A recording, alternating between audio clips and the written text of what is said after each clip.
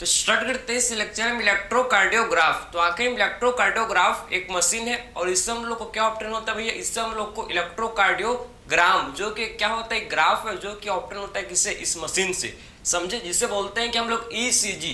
तो आखिर में इलेक्ट्रोकार्डियोग्राफ इसे बोला जाता है कि इसे हम लोग बोलते हैं भाई ईसीजी, ईसीजी, ठीक है। ये मशीन जिसे बोलते हैं कि इलेक्ट्रोकार्डियोग्राफ। अपने हॉस्पिटल्स में आपने इसको देखा होगा, पी याद आ रहा है, वैसे आपने बिल्कुल इसको आपने ऐसे इससे ग्राफ, इससे क्या होता है, इससे हम लोग ऐसे ग्राफ ऑब्टेन होता है, आपने इसको देखा होगा हॉस्पिटल्स में, समझ आपको। ये जो मशीन होता है इसी को बोलते हैं, ये जो मशीन आपने देखा है इसी को क्या बोलते हैं, इलेक्ट्रोकार्डियोग्राफ बोलते हैं, समझे ना। ये मशीन को बोलते हैं इलेक्ट्रोकार्डियोग्राफ। और जो ये ग्राफ, ये जो आपको ग्राफ इससे मिलता है ना, जो ग्राफ बना हुआ होता है इसे क्या बोलते हैं, इसे बोलते हैं भैया इलेक्ट्रोकार्डियोग्राम। ये जो ग्राफ इसे बोला जाता है क्या, इससे हम लोग बोलते हैं इलेक्ट्रोकार्डियोग्राम। जो मशीन आपका होता है वो पैनल जो होता है इसे बोलते हैं क्या, इलेक्ट्रोकार्डियोग्राफ। और इससे जो भैया जो ग्राफ उसमें बनता है, जो आपको ऐसी लाइनिंग दिखता है, जो ग्राफ बनता है, इसे क्या बोलते हैं, इससे हम लोग बोलते हैं इलेक्ट्रोकार्डियोग्राम, समझे। इसे बोलते हैं क्या हम लोग, इलेक्ट्रोकार्डियोग्राम बोलते हैं, समझे। तो आपको ये समझ जाए इलेक्ट्रोकार्डियोग्राफ से भैया हम लोग को क्या ऑप्टेन होता है, बताओ जरा। इससे हम लोग को ग्राफ मिलता है भैया, ग्राफ मिलता है, जिससे क्या बोलते हैं हम लोग भैया, जो ग्राफ बना था उसे क्या बोलते हैं, इस ग्राफ को बोला जाता है कि बताओ जरा, इसे बोलते हैं हम लोग भाई इलेक्ट्रोकार्डियोग्राम। क्या बोलते हैं इसको भाई, इलेक्ट्रोकार्डियोग्राम, समझे। तो इससे जो हम लोग को भैया इलेक्ट्रोकार्डियोग्राम, जो इससे जो ग्राफ बनता है इसे क्या बोलते हैं, इलेक्ट्रोकार्डियोग्राम इसे बोलते हैं, समझे ना। तो आखिर में जो ग्राफ आपने बनाया था अभी जस्ट, ठीक है। तो आखिर में इस ग्राफ से आप समझना हम लोग को क्या पता चलता है भैया, किसके बारे में बताता है, आखिर में हार्ट के इलेक्ट्रिकल एक्टिविटी को रिप्रेजेंट करता है, समझे। किसको, किसके बारे में बताता है, बताओ जरा। ये हम लोग के भैया हार्ट के इलेक्ट्रिकल एक्टिविटी को रिप्रेजेंट करता है। ये ग्राफ के थ्रू भैया हम लोग समझते हैं किसके बारे में, हार्ट के इलेक्ट्रिकल एक्टिविटी को हम लोग समझते हैं, ठीक है, समझे ना। तो आखिर में किसको रिप्रेजेंट, आखिर में इलेक्ट्रोकार्डियोग्राम, ये ग्राफ भैया, ये ग्राफ आखिर में किसको रिप्रेजेंट करता है, इलेक्ट्रिकल एक्टिविटी ऑफ हार्ट को, समझे ना। तो आखिर में इस ग्राफ से हम लोग को क्या पता चलता है, बताओ जरा, क्या पता चलता है भैया, इलेक्ट्रिकल एक्टिविटी ऑफ हार्ट, समझे। हार्ट का जो इलेक्ट्रिकल एक्टिविटी होता है इसके बारे में भैया हम लोग को पता लगता है, ठीक है। तो electrical activity of heart, electrical activity of heart, ठीक है। तो आपने समझ है आपको आखिर में इलेक्ट्रिकल एक्टिविटी ऑफ हार्ट, ठीक। तो आपको एक कंप्लीट समझ है भाई कि एक्चुअल में कंफ्यूज मत होना। ग्राफ मतलब क्या, ग्राफ मतलब मशीन, ये हम लोग का भैया मशीन है, ये आपका क्या, ग्राफ मतलब ग्राफ मत समझना, ग्राफ मतलब है क्या, इलेक्ट्रोकार्डियोग्राफ। ईसीजी एक मशीन का नाम है, समझे, एक मशीन है। इसमें हम लोग का इस मशीन में ग्राफ बनता है भैया, इस मशीन में ग्राफ बनता है, समझे, जिसे बोलते हैं क्या, इलेक्ट्रोकार्डियोग्राम। इसमें अपोजिट, इसमें उल्टा है, समझे ना, ठीक है। तो आखिर में ईसीजी, आखिर में ईसीजी क्या है, बताओ जाए। ईसीजी भैया हम लोग का एक मशीन है, कंफ्यूज मत होना, ठीक है। ये भैया एक क्या है, मशीन है, समझे, क्या क्या मशीन है, ठीक है। इससे ग्राफ मिलता है भैया हम लोग को, जिसे बोलते हैं कि इलेक्ट्रोकार्डियोग्राम, जो कि हार्ट की इलेक्ट्रिकल एक्टिविटी के बारे में भैया बताता है, समझे। क्लियर हुआ आपको। अब बात करते हैं आगे नेक्स्ट भैया हम लोग कि आखिर में आप समझना इसमें स्टैंडर्ड ईसीजी, किसमें भैया, स्टैंडर्ड ईसीजी ऑब्टेन करने के लिए भैया हम लोग को इसमें 3 लीड्स लगाया जाता है। स्टैंडर्ड ईसीजी क्या करने के लिए, ऑब्टेन करने के लिए आप समझो कि 3 लीड्स लगाया जाता है, दोनों रिस्ट में, दोनों हम लोग के रिस्ट में, और एक कहां पर, लेफ्ट एंकल में लगाया जाता है भैया, समझे ना, स्टैंडर्ड ईसीजी ऑब्टेन करने के लिए, ठीक है, समझे ना।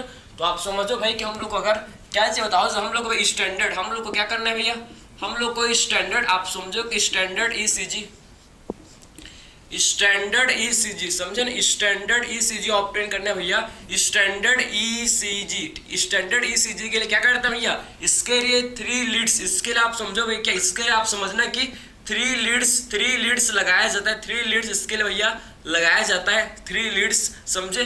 2 लीड को आप समझना भैया, 2 लीड को आप समझो कि कहाँ लगाया जाता है, 2 लीड को आप समझना भाई कि 2 लीड जो होता है ना, ये आपका बेसिक है लेकिन आपको पता होना चाहिए। 2 लीड को आप समझो कि कहाँ, 2 लीड को भैया ईच रिस्ट में लगाया जाता है, समझे। ईच रिस्ट में आप समझो कि 2 लीड को लगाया जाता है, ठीक है। और जो एक लीड होता है भैया, जो एक लीड होता है इसे कहाँ लगाया जाता है, बताओ जरा, लेफ्ट एंकल में, समझे।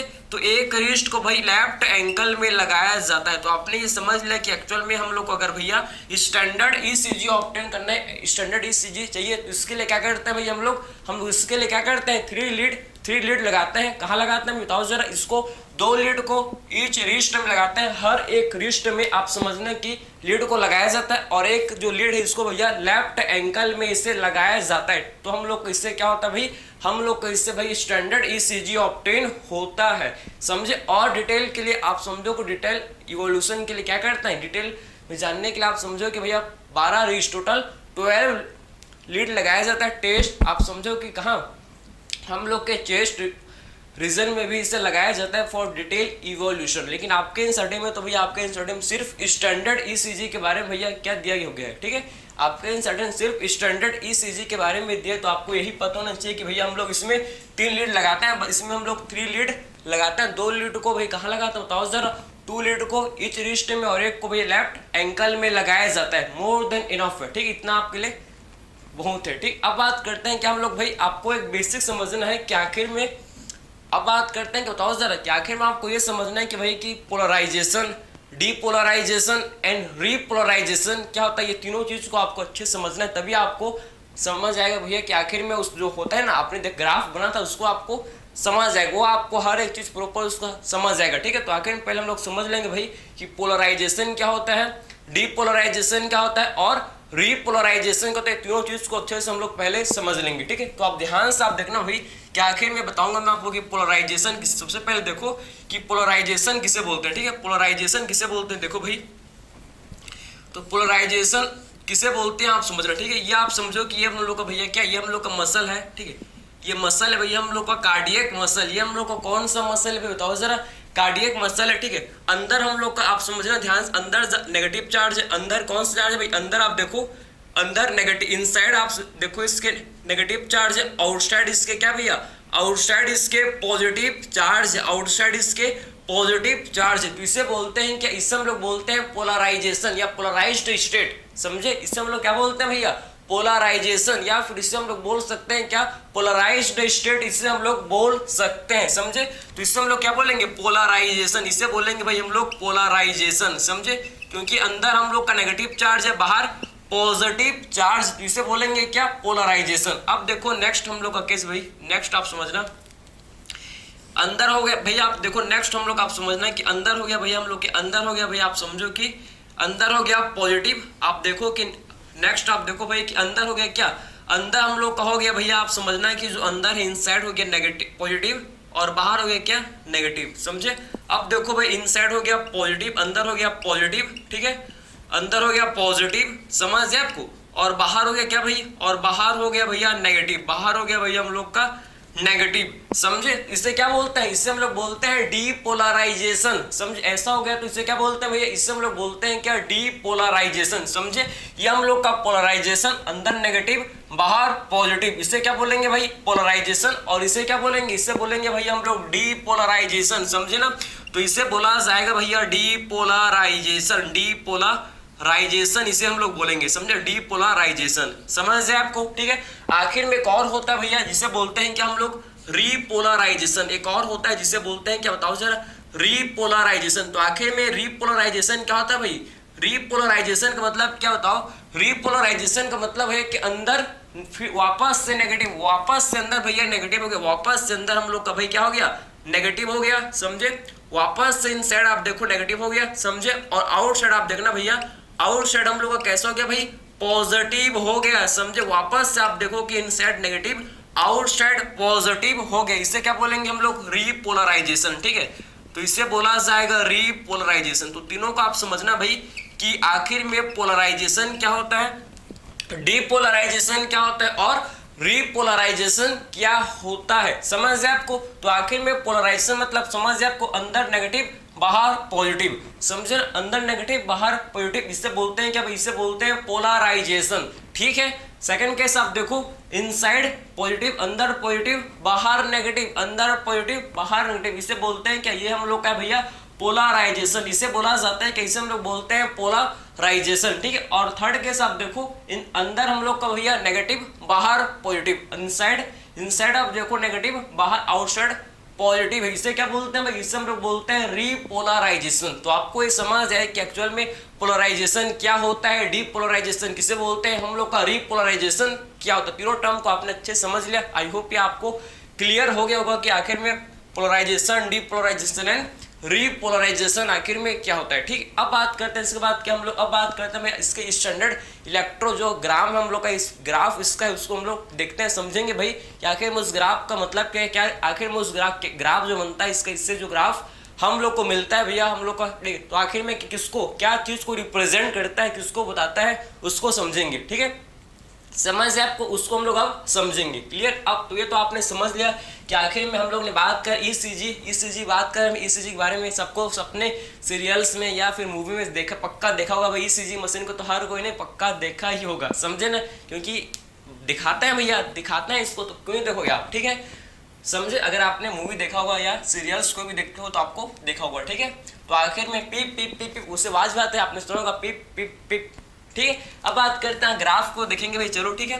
तो आखिर में भैया ग्राफ हम लोग डिस्कस करेंगे, ग्राफ हम लोग का कैसे ऑब्टेन होता है, कि उसका क्या रिप्रेजेंट करता है भाई, इसको हम लोग आप समझ लेंगे। ठीक है, देखना, तो इससे भैया हम लोग का क्या होता है, जो ग्राफ ऑब्टेन होता है वो कैसे, देखो भैया हम लोग कैसे होता है। ठीक है, तो आप देखो ये इससे जो हम लोग को इससे भैया कैसा ग्राफ मिलता है आप समझना। ठीक है, कैसा ग्राफ भैया इस चीज से हम लोग को मिलता है आप समझो। ठीक है, तो ये देखो भाई, ये जो हम लोग को ऐसे इससे ग्राफ मिलता है, ये हम लोग का भाई आप समझो, ये भाई ठीक है, ध्यान से आप जो काफी ज्यादा ये क्या काफी ज्यादा इंपॉर्टेंट है। ठीक, काफी ज्यादा ये क्या इंपॉर्टेंट है। ठीक है, समझे ना, तो ये ग्राफ आपको दिख रहा है क्या, आई होप ये आपको दिख रहा होगा,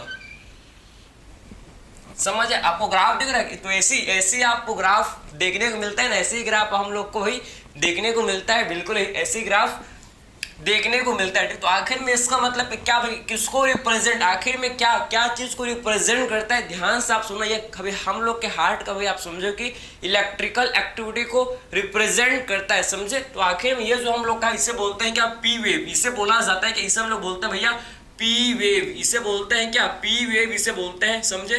तो इसे हम लोग बोलते हैं पी वेव, समझे, इसे बोलते हैं क्यू आर एस, इसे बोलते हैं क्यू आर एस कॉम्प्लेक्स, इसे टोटली क्या बोलते हैं भैया हम लोग, क्यू आर एस कॉम्प्लेक्स इसे बोला जाता है। और इसे क्या बोलते हैं बताओ जरा, इसे बोलते हैं टी वेव, इसे बोलते हैं भाई हम लोग टी वेव, समझे। तो इसे बोलते हैं क्या, टी वेव इसे बोला जाता है। तो आप ध्यान से आप समझो कि ये हम लोग का है भाई P wave, Q R S and T wave. ठीक है, तो आखिर में पी वेव क्या, किसको बताता है, पी वेव मतलब ये किसको रिप्रेजेंट करता है, ये हम लोग क्या आप समझो कि एट्रियल डीपोलराइजेशन को रिप्रेजेंट करता है, समझे ना। तो आखिर में पी वेव किसको रिप्रेजेंट करता है, ध्यान से आप सुनो, पी वेव भैया हम लोग का एट्रियल डीपोलराइजेशन को रिप्रेजेंट करता है। ठीक है, तो आखिर में भैया किसको रिप्रेजेंट करता है बताओ जरा, ये हम लोग का भैया रिप्रेजेंट करता है किसको, एट्रियल डीपोलराइजेशन। ठीक, समझे ना, एट्रियल डीपोलराइजेशन को भैया ये क्या करता है, एट्रियल डीपोलराइजेशन को ये रिप्रेजेंट करता है, समझे बात को। तो आखिर में पी वेव किसको रिप्रेजेंट करता है बताओ, ये हम लोग के भाई एट्रियल डीपोलराइजेशन को रिप्रेजेंट करता है। ठीक है, समझे ना। क्यू आर एस कॉम्प्लेक्स, ये जो क्यू आर एस कॉम्प्लेक्स भैया ये किसको रिप्रेजेंट करता है, देखो जरा ध्यान से, क्यू आर एस ये जो हम लोग का क्या है भाई, देखो ये हम लोग का भाई जो क्यू आर एस कॉम्प्लेक्स ये क्या है, आप देखो भाई ये हम लोग का जो भाई, ध्यान से आप सुनो, ठीक है, कि आखिर में इसको नीचे लिखे क्या, इसको नीचे लिखते हैं। ठीक है, किसको ऊपर लिखे बताओ जरा, कहाँ पर लिखे इसको भाई, यहाँ पर इसको नीचे लिखते हैं। ठीक है, ज्यादा बेटर यही रहेगा, समझे। तो आखिर में ये जो हम लोग का भाई क्या है, क्यू आर एस कॉम्प्लेक्स, समझे। तो ये जो क्यू आर एस कॉम्प्लेक्स है भाई, ये जो हम लोग का क्यू आर एस कॉम्प्लेक्स है, आखिर में क्यू आर एस कॉम्प्लेक्स आखिर में किसको रिप्रेजेंट करता है भैया हम लोग को बताओ जरा, किसको रिप्रेजेंट करता है आप बताओ, ये हम लोग के वेंट्रिकुलर डीपोलराइजेशन को ये रिप्रेजेंट करता है, समझे ना। तो आखिर में किसको रिप्रेजेंट करता है भाई, ये हम लोग का भाई किसको रिप्रेजेंट करता है, वेंट्रिकुलर डीपोलराइजेशन, समझे ना। वेंट्रिकुलर डीपोलराइजेशन को ये क्या करता है भाई, रिप्रेजेंट करता है, समझे बात को। देखो ये हम लोग का भाई वेंट्रिकुलर डीपोलराइजेशन को भैया, वेंट्रिकुलर डीपोलराइजेशन को बताओ जरा, ये क्या करता है, रिप्रेजेंट करता है, समझे। वेंट्रिकुलर डीपोलराइजेशन क्या भैया, वेंट्रिकुलर डीपोलराइजेशन को भैया रिप्रेजेंट करता है हम लोग का क्यू आर एस कॉम्प्लेक्स, समझे। वेंट्रिकुलर डीपोलराइजेशन क्लियर है, समझ है आपको। तो वेंट्रिकुलर डीपोलराइजेशन आप समझो भाई इसको कौन रिप्रेजेंट करता है, आप समझो क्यूआरएस कॉम्प्लेक्स जो कि भैया वेंट्रिकुलर डीपोलराइजेशन को भाई रिप्रेजेंट करता है। ठीक समझ है आपको।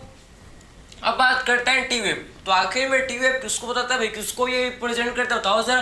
टी वेव भैया हम लोग का रिप्रेजेंट करता है किसको बताओ जरा, ये भैया हम लोग का बताओ किसको, वेंट्रिकुलर रिपोलराइजेशन। समझे, ये हम लोग को भैया वेंट्रिकुलर रिपोलराइजेशन समझ है आपको, ये रिप्रेजेंट करता है किसको भाई, वेंट्रिकुलर रिपोलराइजेशन। वेंट्रिकुलर रिपोलराइजेशन को भैया हम लोग का रिप्रेजेंट करता है कौन, टी वेव। समझे, वेंट्रिकुलर रिपोलराइजेशन, समझे रिपोलराइजेशन। तो आप ध्यान से आप समझना भाई कि आखिर में इनका मतलब क्या है, इसको अभी देखेंगे इनका मतलब क्या आप देखेंगे।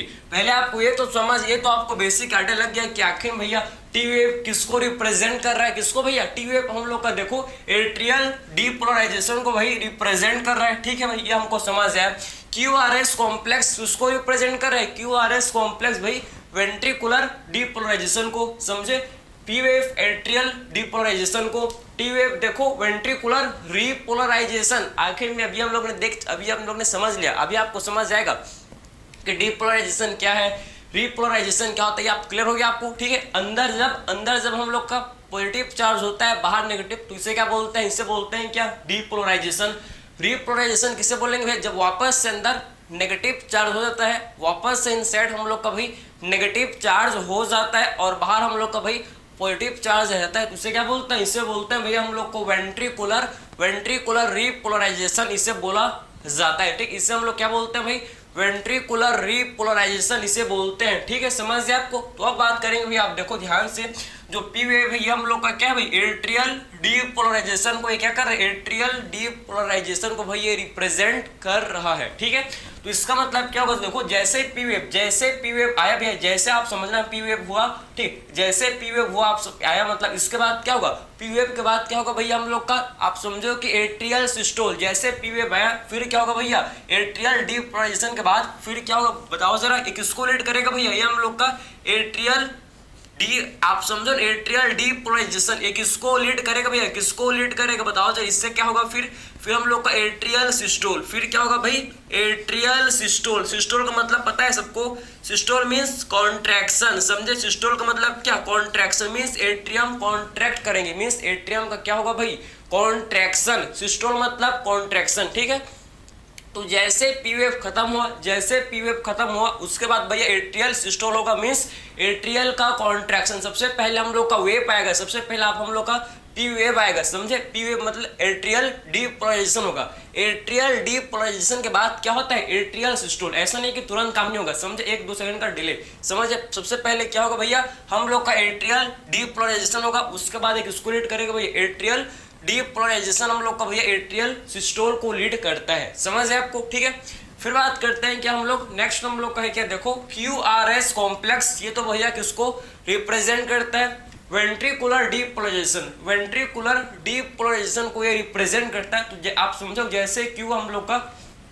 जैसे क्यूआरएस कॉम्प्लेक्स आप समझना हुआ। ठीक है, तो आप समझो कि जैसे वेंट्रिकुलर डीपोलराइजेशन, जैसे आप समझो क्या वेंट्रिकुलर डीपोलराइजेशन हुआ, तो एक किसको लीड करेगा भैया, ये हम लोग के ventricular contraction means ventricular systole को। समझे, तो आखिर में ये किसको लीड करेगा भाई, किसको लीड करेगा बताओ जरा, वेंट्रिकुलर सिस्टोल। समझे, तो आखिर में भाई ये वेंट्रिकुलर सिस्टोल को लीड करेगा, वेंट्रिकुलर सिस्टोल को लीड करेगा। समझे ना, वेंट्रिकुलर सिस्टोल को भैया ये लीड करेगा। समझे बात को, तो वेंट्रिकुलर सिस्टोल को भैया क्या करेगा, हम लोग का लीड करेगा। ठीक है, वेंट्रिकुलर सिस्टोल को भैया ये लीड करेगा कौन, हम लोग का क्यूआरएस कॉम्प्लेक्स। ठीक है, तो आपको समझे ना, तो आखिर में वेंट्रिकुलर डीपोलराइजेशन किसको लीड करेगा भाई, ये हम लोग के वेंट्रिकुलर सिस्टोल को। ठीक है, आखिर में ये वेंट्रिकुलर सिस्टोल को भैया लीड करेगा। फिर बात करते हैं वेंट्रिकुलर रिपोलराइजेशन। तो आखिर में भाई वेंट्रिकुलर रिपोलराइजेशन मींस क्या होगा, वेंट्रिकल का रिलैक्सेशन। अब क्या होगा भाई बताओ जरा, वेंट्रिकल्स का रिलैक्सेशन। समझे, तो वेंट्रिकुलर रिपोलराइजेशन का मतलब क्या होगा भैया, वेंट्रिकल का रिलैक्सेशन। वेंट्रिकल भैया हम लोग क्या करेंगे, अब वेंट्रिकल हम लोग के भैया अब रिलैक्स करेंगे, रिलैक्स होंगे। समझे, वेंट्रिकल का क्या होगा भैया, रिलैक्सेशन। इसी को बोलते हैं क्या, इसी को हम लोग वेंट्रिकुलर रीपोलराइजेशन बोलते हैं, समझे। तो ये किसको लीड करेगा भैया बताओ जरा, इससे क्या होगा फिर वेंट्रिकुलर रीपोलराइजेशन के बाद किसको लीड करेगा भैया, आप समझो कि वेंट्रिकुलर डायस्टोल को। डायस्टोल का मतलब क्या होता है भाई, डायस्टोल का मतलब होता है क्या बताओ जरा, रिलैक्सेशन, समझे। डायस्टोल का मतलब होता है क्या, डायस्टोल का मतलब रिलैक्सेशन, समझे ना, क्लियर है आपको। डायस्टोल आप समझो इसका मतलब क्या होता है, रिलैक्सेशन। तो आप यहाँ पर लिख लेना, अगर आपको पता नहीं है, अगर पता हो तो अच्छी बात है भाई। आखिर में क्या लिखोगे आप, कि आखिर में सिस्टोल क्या होता है, आखिर में क्या भाई, सिस्टोल किसे बोलते हैं, ठीक है, और डायस्टोल क्या होता है, और डायस्टोल क्या होता है, इसको आप लिख लेना, ठीक है। डायस्टोल किसे बोलते हैं इसको आप लिख लेना। सिस्टोल का मतलब कॉन्ट्रैक्शन, ठीक है, सिस्टोल का मतलब क्या भाई, कॉन्ट्रैक्शन, कॉन्ट्रैक्शन, और डायस्टोल का मतलब रिलैक्सेशन, ठीक है। डायस्टोल किसे बोलते हैं, रिलैक्सेशन को। तो ये दोनों चीज को आप अच्छे से समझ लेना भैया।